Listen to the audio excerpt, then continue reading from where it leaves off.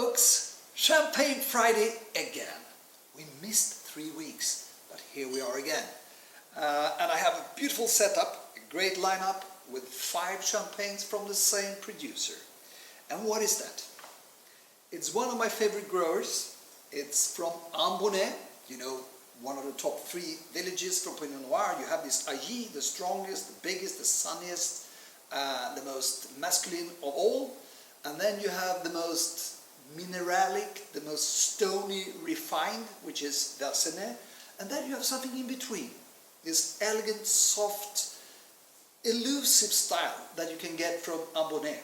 And Ambonnet has such a great amount of superb producers. But I will say that very much because the most expensive of all champagnes, Krug Clos d'Ambonnet. A lot of producers are trying to do something quite similar with oak barrels, more and more single vineyards and more Pinot Noir. That is a beautiful way of producing this kind of wines. We have some wines from the Thun. We have the beautiful and tremendous Ailly, the most full-bodied of all the growers. And then, of course, we have But du Clos d'Ambonnet from Anselme-Celos. So there is a huge array of great growers with this full-bodied, very intense, masculine, rich, superb Blonde Noirs. But I will say there is also, historically, there is also a lot of room with slightly higher amount of Chardonnay in this beautiful Pinot Noir village. And a few producers are making clean, very big house style, a little bit slightly like great houses like Louis Roeder and Henriot, etc., but just coming from this village. And I think the leading one in this group is this one, Coutier. Started in 1946, and we actually have here, we have grapes coming from a vineyard planted in 1948. Pure Chardonnay at the time. So what do I have? Yep, let's start. I start with the normal Brut Sansané, the regular standard champagne, non-vintage, but it's slightly bigger than that because it's the 18 base. And it's 80% Pinot Noir, 20% Chardonnay, and it goes like this. Shockingly good first impression on the nose, actually. I just had a hint just before we started, and I felt, oh, it's almost the vintage characteristics on this one. Slight note of pastries and those kind of things, but also almost minty notes, which is the first time I ever got from this one. Beautiful, rich fruit and bread-like aromas. I stop there because I go back and do the tasting. I do as I normally do, not when I'm speaking, but I want to sniff all of them before I come back to the first one. Sniff and taste. So, secondly, non-vintage Blanc de Blanc, the younger wines of Chardonnay in the village, and this time a very pungent and rich and big vintage. One of the biggest when it comes to muscular power and fruit richness and warmness, and that is 20. Yeah, as you could guess. Young, pear-like aromas, but also a little bit of pineapple, very elderflowery, youthful, crash bang, boom, big, but not as elegant as the first on the nose. The third, Vineyards, 1948. The first vineyard wine from the house, La Pierre au Larron, 2016. Blanc de Blanc, 1948 vineyards. And oak barrels. And the oak comes, I think it's the 4th or something like that edition of this wine. And it's never been that strong oakiness on the first nose as I had right now. There's even a little bit of the famous dwarf banana. Have you seen the movies with me saying, oh, come here, drink and have a hint of the dwarf banana? Here it is. And what is the dwarf banana actually? What is that? It's a slightly oxidative note coming from ecological vinification and oak barrels in combination. Could be Blanc Noir, could be Chardonnay, but that's something you very often get there. Big, richest, perhaps the best, but not the most elegant so far. The flagship for many years, Cuvée Henri III. Always a Blanc Noir, always a mix of different vintages, this time 14 and 13. Dominance of the youngest year, always. For me, it's never been having this gap in quality down to the vintage. They're very similar in quality, but this one is slightly stronger. I think the biggest problem with this one is that you probably need to age it more than I ever done. So it's always having this potential, and you feel, here's something. Let's get that later on, and we drink them all, so we never actually tasted them fully mature.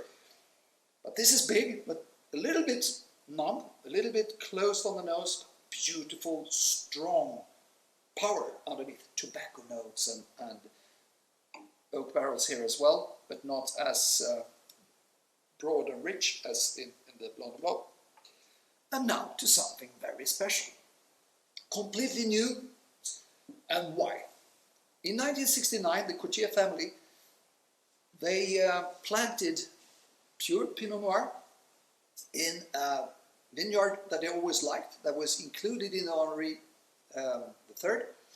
But in 2017, they realized we need to vinify this one separately. So they did a couple of 100 bottles. Here it is. You can see the color, beautiful bronze, deep reddish notes, Blanc de Noir, oak barrels, and what's the place? But de Clos, the same as Anselme Celos. So it will be very interesting to taste. 17 is not a great vintage, but they picked by hand and just parts of the clusters of grapes. So it's almost like a Chateau du Chem champagne bottle from 2017. Not fully developed, but beautiful style, and since I know what it was, I see a lot of similarities to the beautiful wine that Anselme is making. So let's taste them. I go back to the first, that's the perfect procedure, and I stop speaking for 2 seconds. Same impressions.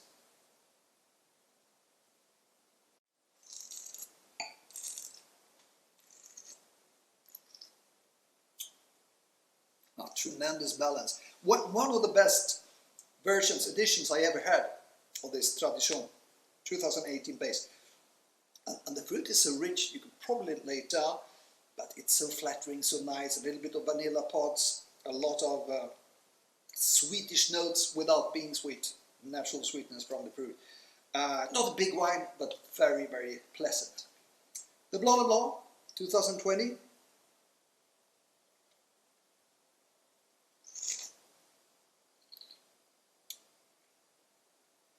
I remember when I drank this wine the first time. I got it blind in a very famous, legendary restaurant, closed since many years, unfortunately. Le Vigneron, the only place in Reims, in the world, where you can get really old champagne.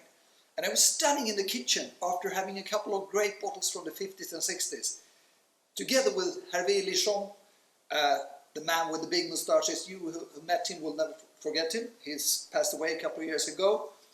But his brown pages with his old champagnes is something that everybody should dream about. And we were drinking with some policemen in the kitchen. Blanc de Blanc, the first Blanc de Blanc from Amonet, from a Pinot Noir village. Very tricky to know. The style is there. It's very much the same. For me, it's a lot of yellow apples. It's also some exotic notes. But it's much better balanced than when you get a Blanc de Blanc from Ailly, or from even more from Bercy and Bercenay, which is more tricky, and you get this oily, almost fishy notes.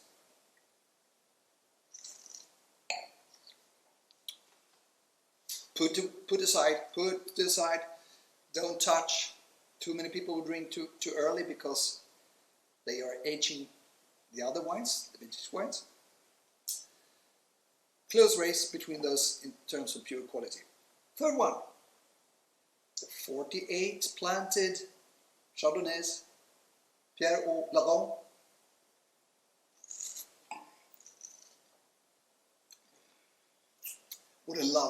What a lovely job I had. Sitting here, going through producer after producer, and just having this explosion of different experiences, and this beautiful work, this handicraft, tremendous. The taste was so much better than the nose. The nose was a little bit too flattering, a little bit simplified in comparison to what we found in this very unique taste. Pure minerality, very sharp and rounded off with a lot of buttery Scotchy notes. Perfect balance, very interesting. Henri, the third, 14 and 13. Heavier, bigger, tobacco, as I said, and also a lot of hazelnuts. I said darker notes, and I became slightly darker in my face. That's natural. That's exactly how we work in the Champagne Club.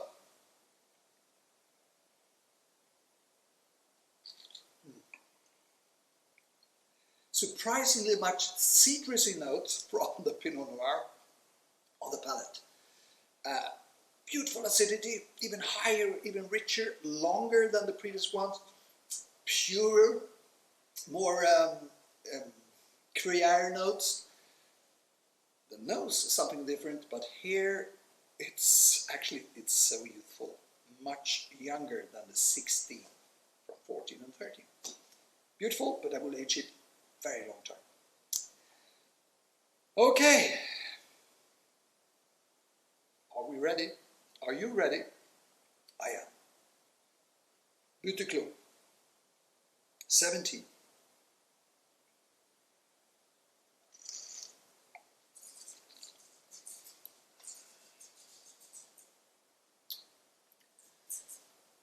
It could definitely be top 3 of all the champagnes made in 17.